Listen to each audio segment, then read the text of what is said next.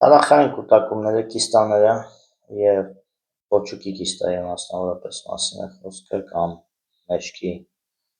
ցրտոսկրի շրջանում, ոտքատերի շրջանում և պարապրոկտիտները, պարապրոկտիտը և չիբաններ, հարավային կուտակումները, դրանք բոլորը մեծ մասամբ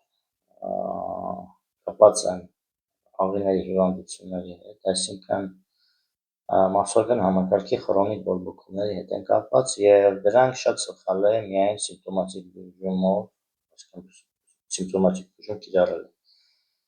Օրինակ, պոչուկի կիստաները, որպես կանոն, երբ որ վիրահատում են, շատերը մեկ անգամով չեն վերջացնում, այսինքն 2, 3, 4 մարդկա կարա հաճախակի վիրահատության գնա, տարին 1, 2 տարին 1, 5 տարին 1 և դա հենց ցույց է տալիս, որ օրգանիզմի ներսում է կատարում ինչ-որ պրոցես, որին մաշկը ցանկանում է օգնել կամ մաշկի միջոցով, որը ուզում է ազատվել։ Հիմնականում նույնը վերաբերում է պարապրոկտիտին, երբ որ թարախային կուտակումներ կան, դրանք մեծ մասամբ աղիները բուժելուց դրանք անցնում են։ Հիմնականում դա ինչու է այդպես կատարվում։ Աղիներում, երբ որ կա խրոնիկ բորբոքում, աղիներում կուտակում են տարբեր տոքսիկ նյութեր, թունավոր նյութեր և մանրէներ,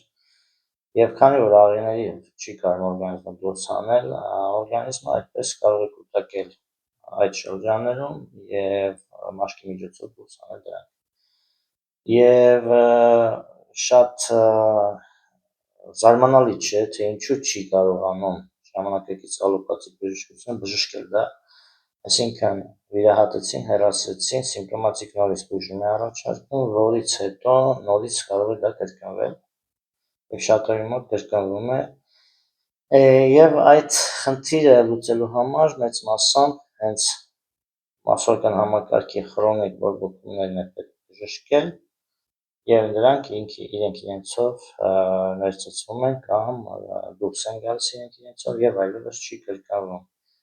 քանի դեռ մարսողական համակարգը բժշկված է կամ առողջ է։